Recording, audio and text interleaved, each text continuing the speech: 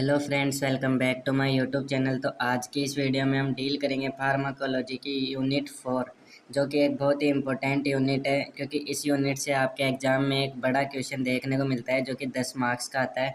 तो ये मैं बीएससी नर्सिंग 4th सेमेस्टर के स्टूडेंट्स के लिए आज मैं लेकर आया हूँ पार्ट 1 रेस्पिरेटरी सिस्टम का, जिसके मैं आपको शॉर्ट नोट्स है वो प्रोवाइड करवाऊँगा। तो आज का हमारा टॉपिक है ब्रोंकोडायलेटर्स या एंटी अस्थमेटिक ड्रग्स, या फिर इसका क्वेश्चन आ सकता है सालबुटामॉल इनहेलर्स के नाम से क्वेश्चन आ सकता है इसका। तो आज डील करते हैं कि ब्रोंकोडायलेटर्स क्या होते हैं। तो फर्स्टली इसके डेफिनेशन के बारे में देखें तो bronchodilators are the drugs that relax the muscles of the airways या bronchi, widen the bronchi and make breathing easier. तो ब्रोंकोडायलेटर वो ड्रग होती है जो एयरवे या फिर अपनी जो ब्रोंकाई होती है उसकी मसल्स को रिलैक्स करने में हेल्प करती है, ब्रोंकाई को थोड़ा वाइड करती है यानी स्पेस बढ़ाती है, चौड़ा करती है, और ब्रीदिंग को इजी बनाती है। फिर आता है it is mainly used in asthma, COPD, other respiratory disorders. जो ब्रोंकोडायलेटर्स होते हैं इसको अपन मेनली अस्थमा, सीओपीडी या फिर और भी रेस्पिरेटरी जो डिसऑर्डर्स होते हैं उनके अंदर यूज करते हैं। तो ये थी डेफिनेशन। हम बाद में आते हैं इसका क्लासिफिकेशन। तो इसका क्लासिफिकेशन मेनली इसको 3 पार्ट्स के अंदर डिवाइड किया गया है, जिसमें फर्स्ट है बीटा 2 एड्रीजेनिक एगोनिस्ट, सेकंड है एंटीकोलिनर्जिक्स या फिर मस्कुरिनिक एंटागोनिस्ट, थर्ड है मिथाइलेक्सिन्स। तो फर्स्ट बात करें अपन बीटा एड्रीजेनिक एगोनिस्ट की, तो उसके अंदर दो आते हैं, शॉर्ट एक्टिंग और एक लॉन्ग एक्टिंग। शॉर्ट एक्टिंग के अंदर आता है सालबुटामॉल और टर्बुटालिन, और लॉन्ग एक्टिंग के अंदर आता है सालमेटेरोल और फॉर्मेटेरोल। और बात करें एंटी कोलिनर्जिक या फिर मस्क्रिनिक एंटागोनिस्ट रिसेप्टार की, तो इसमें भी दो होते हैं, शॉर्ट और लॉन्ग एक्टिंग। शॉर्ट एक्टिंग के अंदर तो आता है आइपेट्रोपियम ब्रोमाइड, और लॉन्ग एक्टिंग में आता है टायोट्रोपियम। और फिर बात करें थर्ड ग्रुप मिथाइलेक्सिन की, तो इसके अंदर आता है थायोफाइलिन और एमिनोफाइलिन। तो ये है ब्रोंकोडायलेटर्स का क्लासिफिकेशन। अब बात करते हैं जो क्लासिफिकेशन है उसके बारे में और उसके मैकेनिज्म ऑफ एक्शन के बारे में।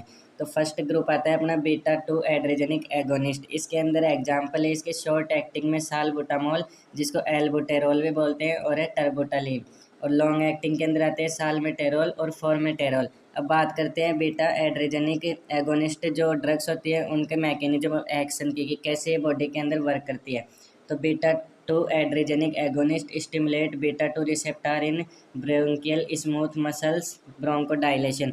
तो ये जो ड्रग्स होती है ये क्या करती है कि जो बीटा 2 रिसेप्टर होता है जो कि रेस्पिरेटरी सिस्टम की जो ब्रोंकाई होती है उसकी स्मूथ मसल्स के अंदर प्रेजेंट होता है, तो ये ड्रग उस रिसेप्टर को स्टिमुलेट कर देती है, जिससे क्या होता है ब्रोंकाई के अंदर डायलेशन हो जाता है और पेशेंट वो इजीली ब्रीथ कर पाता है। सेकंड आता है अपने एंटीकोलिनर्जिक्स या मस्क्रिनिक एंटागोनिस्ट। तो इसके अंदर एग्जांपल में आते हैं इसके शॉर्ट एक्टिंग में तो आइपेट्रोपियम ब्रोमाइड और लॉन्ग एक्टिंग में टायोट्रोपियम। अब बात करते हैं इनके भी मैकेनिज्म ऑफ एक्शन की। तो जो एंटीकोलिनर्जिक्स होते हैं block M3 receptor, inhibit bronchi constriction. तो ये क्या करते हैं कि जो एंटीकोलिनर्जिक्स होते हैं ये M3 जो रिसेप्टर होता है उसको ब्लॉक करते हैं। अब ये M3 रिसेप्टर होता है ये क्या करता है, ये कॉन्स्ट्रिक्शन में हेल्प करता है। जो भी ब्रोंकाई होती है उसका जो पाथ होता है उसको ये कॉन्स्ट्रिक्ट करवाने में हेल्प करता है। अब जब इसको ही ब्लॉक कर देते हैं तो उससे क्या होगा, तो ब्रोंकाई है वो कॉन्स्ट्रिक्ट नहीं हो पाएगी और ब्रोंकाई है वो डायलेट हो जाएगी, जिससे पेशेंट है वो ब्रीदिंग अच्छे से कर सकता है। थर्ड आता है मिथाइलेक्सिन ग्रुप। मिथाइलेक्सिन ग्रुप के एग्जाम्पल है थायोफाइलिन और एमाइनोफाइलिन। अब बात करते हैं इसके मैकेनिज्म ऑफ एक्शन की कि ये कैसे वर्क करती है ड्रग। तो मिथाइलेक्सिन से inhibit phosphodiesterase, relaxes the smooth muscles, help in bronchodilation. तो ये मिथाइलेक्सिन होती है क्या करती है, फॉस्फोडाइएस्ट्रेज जो प्रेजेंट होता है अपनी स्मूथ मसल्स के अंदर, तो उसको क्या करती है इनहिबिट कर देती है, जिससे जो स्मूथ मसल्स होती है रेस्पिरेटरी की वो रिलैक्स हो जाती है, और जो ब्रोंकाई होती है उनके बीच का जो स्पेस होता है तो वो थोड़ा सा बढ़ जाता है, यानी ब्रोंकोडाइलेशन हो जाता है। ये अपन अस्थमा ऐसे पेशेंट्स के अंदर यूज करते हैं। तो ये क्या करते हैं कि जो अस्थमा के अंदर सीओपीडी में क्या होता है कि कोई भी पेशेंट है वो अच्छे से मतलब वो ब्रीदिंग नहीं कर पाता, तो ये ब्रोंकाई है, पहले मान लो इतनी ब्रोंकाई थी तो ये इसको वाइड कर देते हैं जिससे इजीली वो ब्रीदिंग कर सके। अब बात करते हैं जो ब्रोंकोडाइलेटर्स है इनके अपन यूज किन किन कंडीशन में करते हैं। फर्स्ट है इन ब्रोंकियल अस्थमा। तो ब्रोंकियल अस्थमा में कैसे हेल्प करता है ब्रोंकोडायलेटर? तो जो ब्रोंकियल अस्थमा होता है उसके अंदर जो अपनी ब्रोंकाई है उनका जो वाइड है वो बिल्कुल कम हो जाता है, तो जिससे क्या होता है इजीली अपन या कोई भी पेशेंट है वो ब्रीदिंग नहीं कर पाता है। तो ये जो ब्रोंको डायलेटर होती है ये ब्रोंकाई का जो स्पेस है उसको बढ़ा देती है, जिससे हेल्प मिलती है कि इजीली जो अपन ब्रीदिंग कर रहे हैं वो प्रॉपरली हो सके। सेकेंड है सीओपीडी। सीओपीडी में भी यही कंडीशन बनती है, एक्यूट ब्रोंको स्पाज्म। इसका मतलब है कि ब्रोंकाई है वो थोड़ी सी कॉन्स्ट्रिक्ट हो जाए, मतलब उनका स्पेस कम हो जाए, तो ऐसी कंडीशंस में भी अपन यूज करते हैं। क्रोनिक ब्रोंकाइटिस की कंडीशन में भी यूज करते हैं और सीवियर अस्थमा की कंडीशन में भी यूज करते हैं। मेनली जो ये पांचों जो इसके यूज हैं तो इन पांचों कंडीशंस के अंदर अपन इनका यूज करते हैं, क्योंकि जो ब्रोंकोडायलेटर्स होती है वो पेशेंट को अच्छे से ब्रीदिंग करवाने में हेल्प करती है। तो उसके बाद में आते हैं साइड इफ़ेक्ट्स कि कौन कौन से साइड इफ़ेक्ट होते हैं जो अपने रेस्पिरेटरी की ब्रोंकोडायलेटर्स होते हैं उनके। तो फर्स्ट ग्रुप आता है अपना beta two agonist, tremors, tachycardia, palpitations. तो ट्रेमर्स क्या होता है? ट्रेमर्स एक ऐसी कंडीशन होती है जिसके अंदर पेशेंट उसके हाथ पैर के अंदर मूवमेंट होने लग जाते हैं। तो ये क्या होते हैं? जब अपन बीटा टू एगोनिस्ट जो ड्रग होती है जैसे सालबुटामॉल इनहेलर जो होता है उसके अपन ज़्यादा डोज ले ले उससे टेकिकार्डिया की कंडीशन भी देखने को मिलती है, यानी जो हार्ट रेट होती है वो इंक्रीज देखने को मिलती है। पाल्पिशंस का मतलब होता है कि अपने को रेस्पिरेटरी जो सिस्टम है, तो अपन जो ब्रीदिंग कर रहे हैं उसकी आवाज़ अपने को इतनी ज़ोर से आएगी कि हम उसको खुद भी सुन सकते हैं। फिर आते हैं एंटीकोलिनर्जिक्स जो ड्रग होती है उनकी क्या साइड इफेक्ट है? ड्राई माउथ, पेशेंट उसका माउथ है वो ड्राई हो जाता है। थ्रोट इरिटेशन, थ्रोट इरिटेशन का मतलब है कि पेशेंट उसको गले में खराश या फिर थोड़ा सा उसको डिस्कम्फर्टेंट महसूस होता है। थर्ड है मेथाइलेक्सिन्स, इसके अंदर आते हैं नोजिया, पेशेंट है उसको वोमिटिंग करने की इच्छा होती है। इंसोम्निया मतलब पेशेंट उसको स्लिप नहीं, उसको मतलब अच्छे से नींद नहीं आ पाती है। एरिथमिया, हार्ट का जो रिदम है वो भी इसके अंदर मेंटेन नहीं हो पाता है। सीजर्स की कंडीशन भी देखने को मिलती है। सीजर्स का मतलब भी एबनॉर्मल मूवमेंट होता है। तो अब उसके बाद में आते हैं जो ब्रोंकोडायलेटर्स होते हैं उनके कॉन्ट्राइंडिकेशंस, यानी किन किन कंडीशन के अंदर अपन ब्रोंकोडायलेटर होते हैं उनका यूज नहीं कर सकते। तो फर्स्ट आता है इन एरिथमिया। अगर कोई भी पेशेंट उसका हार्ट का रिदम है वो अगर प्रॉपर नहीं है और अगर उसको फील हो रहा है कि उसकी हार्ट बीट है वो भी सही से नहीं हो रही है, तो अपन ब्रोंकोडायलेटर नहीं देते हैं, क्योंकि ब्रोंकोडायलेटर क्या करते हैं जो भी हार्ट बीट है उसको इरेगुलर कर सकते हैं, क्योंकि उसके अंदर टेकिकार्डिक कंडीशन बन जाती है जिससे हार्ट रेट होती है वो बढ़ जाती है। सेकंड है हाइपरटेंशन। हाइपरटेंशन का मतलब है कि कोई भी पेशेंट है उसके पहले से ही बीपी आई है, तो क्या होता है कि जो ब्रोंकोडायलेटर होते हैं वो बीपी को और बढ़ा सकते हैं। थर्ड है हाइपरथायरॉयडिज्म। हाइपरथायरॉयडिज्म में क्या होता है, थायराइड ग्लैंड है ना वो ज़्यादा एक्टिव हो जाती है, तो ब्रोंकोडायलेटर अपन लेते हैं तो उससे क्या होता है कि उसके साइड इफ़ेक्ट बढ़ने के चांस होते हैं।